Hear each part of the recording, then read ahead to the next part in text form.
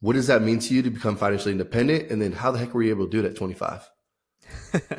So it was kind of a combo meal. So I'm going to give some definitions real quick so people can understand what I'm talking about. So there's two main ways to get to financial independence. There's what I like to call the nest egg method. And if you're a part of the FIRE community, Financial Independence Retire Early, you're probably familiar with this method where you save up or you invest 25x your annual expenses. And that's when you become quote unquote financially independent. So if you're spending 40K a year, you save up 25x that, or you invest 25x that in the stock market, $1 million. Once you get that $1 million invested, you can, in theory, live off that money for the rest of your life. So that's the nest egg method. The next is the cash flow method. This is actually my preferred method. And so this is when you have enough passive or semi-passive cash flow coming in from your investments, whether that be real estate, or maybe it's a small business, or maybe it's digital products, whatever. It's something that's hands off. You're not trading your time for money with this. It's just paying the monthly bills. So I kind of did a combo meal. I did a little bit of both. So by the time just before I was about to turn 26 is when I hit the millionaire status when I was 25. So I can still say millionaire at 25, even though it was like 25 and 300 something days. So I hit millionaire status, and that was broken up in between stock market investments and real estate stuff. So at that point, I was already invested in real estate. I think by the end of my 25th year of life, I think I had 11 units. I had a triplex, two triplexes, a duplex, and another duplex. Yeah, I think that sounds right. And that portfolio in total, after all expenses, after everything, CapEx reserves, was spitting out about $3,500 per month in profit, like take home.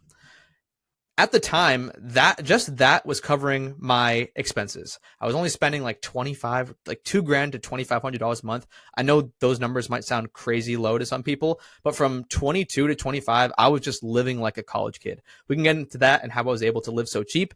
But yeah, long story short, the real estate covered my expenses. But on top of that, I also had I think it was about $400,000 or $500,000 invested in the stock market. So using that same 4% rule, I had about, divide 500,000 by 25. I had about 20 grand in extra spending from the stock market. So I felt pretty solid between the real estate stuff, like the 3,500-ish a month. Of course, there's ups and downs. Some months you have a repair, some months you don't. So it's ups and downs. On average, 3,500 a month, plus the extra 20 grand that I could have taken from the stock market. If I kept my lifestyle similar or even inflated it a little bit by $10,000 or $20,000 a year, I could have just stopped working and retired right then. So very long-winded answer for you, Jesse, but I hope that kind of clears things up with the listeners, what I meant by financially independent by 25. That was perfect. And I'm a big proponent of living frugal, especially when you're in your 20s. Like, why aren't you? Like, there's no reason to try to flash. Like, just live frugal, get those assets. So I'm with you, and I learned it from your podcast. So 2.5K, $2,500 was kind of like what your baseline lifestyle was at that time. How? It was actually closer to 2,000. So right after college, I was spending very, very little in college. I upgraded a little bit out of college, but I was sharing a room in Boston, which many might consider a high cost of living city. I mean, a three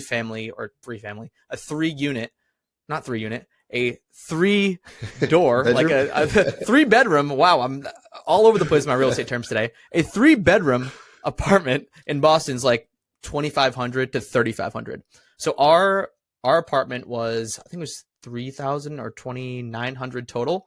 It was 3 bedrooms. And so I ended up just splitting a room with one of my buddies. Oh, sorry. Yeah, it was 2,700 because it was 900 a room.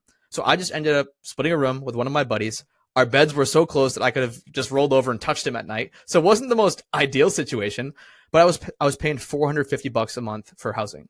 For a car, I was still driving the same paid off car, didn't have a car payment. I had a pretty good job right out of college, and I was making good money with entrepreneurship after that, but I never upgraded the car. I'm actually still driving that car to this day. So paid off, didn't have a car payment. It was just like insurance and gas. For food stuff, I was pretty reasonable, and I just had like a grocery list every week, and I went out and bought those groceries. If and when I did go out to eat, I would just get something cheap. I wouldn't really get too many drinks. I'd pregame hard, so I didn't have to get a lot of drinks out. And so, I mean, that was pretty much it, man. It was like the housing was $450. The car was maybe $300 to $400 a month, depending on the month.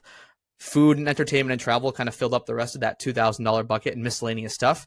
And that was it. But honestly, getting those big two right, the housing and transportation, I always say If you can get those two right, you can spend lavishly in other categories. Like if you can get rid of that $2,000 a month housing payment and that $900 a month lease a car payment and just get a beater, get a used car, downgrade or house hack or whatever, you eliminate those two. What was that? $2,900 a month. I think I just looked at those stats today. Actually, those are like average stats in, I don't remember exactly what city, but $2,900 a month between those two things, you get that to zero or even to 1,000.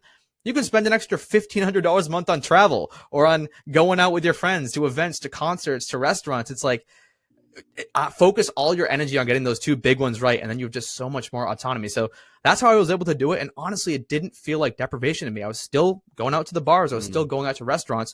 It was just a little bit more intentional. I wasn't just blowing everything that was coming in.